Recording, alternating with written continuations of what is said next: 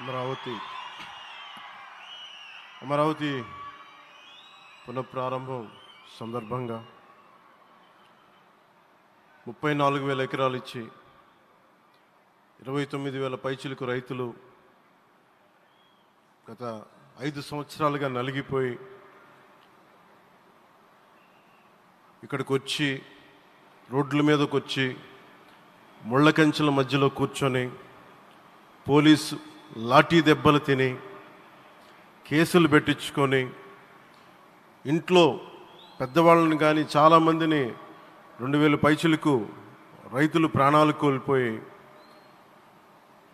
మీరు నలిగి బాధపడి మీ కన్నీళ్ళు తుడిచే వాళ్ళు ఉన్నారా ఆ రోజునని చాలాసార్లు మహిళా రైతులు నన్ను అడిగారు. ఇది గౌరవ ప్రధానమంత్రి శ్రీ నరేంద్ర మోదీ గారికి తెలుస్తుందా అని ఒకసారికి 5 సంవత్సరాల క్రితం మీరు అడిగారు. నేను ఆ రోజు ఆయనకి తెలియకుండా ఏది ఉండదు, అమరావతి శాశ్వత రాజధానిగా ఉంటుందని ఆ రోజు మేమందరం కలిపి మాట ఇచ్చాం. ఆ ఇచ్చిన మాట ప్రకారం ఈ రోజున గౌరవ ప్రధానమంత్రి గారి చేతుల మీదుగా మళ్ళీ ఇంకొకసారి పునఃప్రారంభం జరగబోతుంది. ఇది ఆది శంకరాచార్య 1237వ జయంతి సందర్భంగా తిరిగి అమరావతి పునఃప్రారంభం కావటం చాలా ఆనందాన్ని కలగజేస్తుంది. మనందరం 5 కోట్ల మంది ప్రజలకి సంబంధించి ఇది ఒక హబ్, ఇది సెంటర్, సెంటర్ ఇది. అంటే మనందరికీ సంబంధించిన ఇల్లు ఇది. మనందరం ఎవరిని అడుగుతున్నామంటే ఒక ప్రధానమంత్రి గారు పూర్వం సన్యాసాశ్రమంలో ఉన్నప్పుడు ఆయనకి అనికేత్ అనే పేరు పెట్టారు.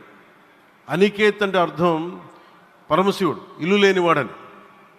అలాంటి ఇల్లు లేనివాడు, కుటుంబం లేనివాడు 5 కోట్ల మంది కుటుంబాలకు, 5 కోట్ల మంది ప్రజల కోసం, ఎన్ని కోట్ల కుటుంబాల కోసం మనందరికీ రాజధానిలో ఒక నగరం నిర్మించడానికి, ఇల్లు నిర్మించుకోవడానికి ఇల్లు లేకుండా 140 కోట్ల మంది ప్రజల బాధ్యత తీసుకొని కశ్మీర్ నుంచి కన్యాకుమారి వరకు, అక్కడ కామాఖ్య నుంచి ద్వారకా వరకు ప్రపంచమే, మన దేశమే తన కుటుంబంగా చేసుకుంటూ ఈ భారతదేశమే తన ఇల్లుగా చేసుకొని తిరిగి పునఃప్రారంభానికి విచ్చేసిన గౌరవ ప్రధానమంత్రి శ్రీ నరేంద్ర మోదీ గారికి మనస్ఫూర్తిగా మన అందరి తరపున, ఆంధ్రప్రదేశ్ ప్రజలందరి తరపున, అమరావతి రైతాంగం తరపున, ఆడపడుచుల తరపున వారికి చేతులెత్తి హృదయపూర్వక నమస్కారాలు తెలియజేస్తున్నాను.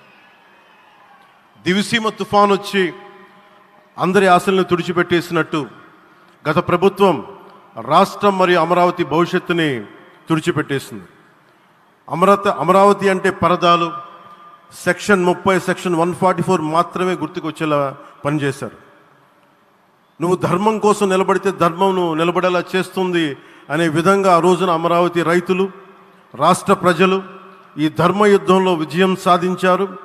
రైతులు ఇచ్చిన 11,000 ఎకరాల భూమిని త్యాగం చేసి వారి సంకల్పం, 33,000 ఎకరాల భూమిని త్యాగం చేసి వారి సంకల్పం ఫలితంగా ఈ రోజున ఆంధ్రప్రదేశ్ రాజధాని ఆవిర్భవించింది. అమరావతి రాజధాని పనులు పునఃప్రారంభమవుతున్న ఈ శుభ సందర్భంలో ముందుగా రాజధాని నిర్మాణం కోసం స్వచ్ఛందంగా ముందుకొచ్చి తమ భూముల్ని, పొలాల్ని ప్రభుత్వానికి ఇచ్చిన అమరావతి ప్రాంత రైతులకు, మీ త్యాగానికి గత 5 ఏళ్లుగా మీరు చేసిన పోరాటానికి శిరస్సు వంచి మీకు ధన్యవాదాలు తెలియజేస్తున్నాను.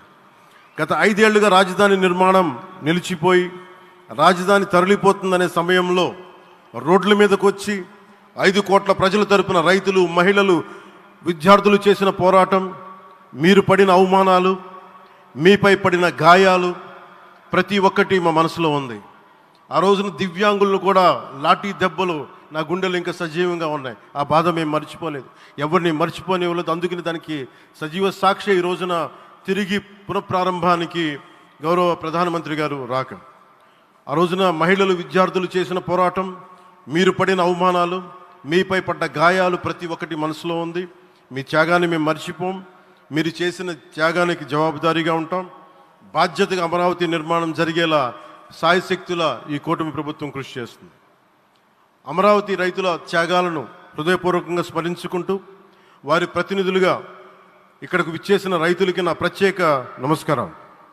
ఈ పోరాటంలో వారికి ప్రతినిధులుగా సన్మానం అందుకుంటున్న మహిళా రైతులు పాత్ర, ప్రత్యేకించి అమరావతి మహిళా రైతుల పాత్ర చాలా అభినందనీయం. మీరు ఎంత నలిగారు, మీరు ఎంత రోడ్ల మీదకి వచ్చారు. మగవాళ్ళు ఆపేస్తే ఆడపడుచులు బయటకు వచ్చి తిరిగి పౌరుషం చూపించారు, ఆంధ్ర పౌరుషాన్ని చూపించారు. మీరికి నా ప్రత్యేక అభినందన. వాళ్ళు చూపిన సాహసం, సహనం అందరికీ ప్రేరణగా నిలుస్తాయి. వేదిక మీద ఉన్న నా మంత్రివర్గ సహచరులకి,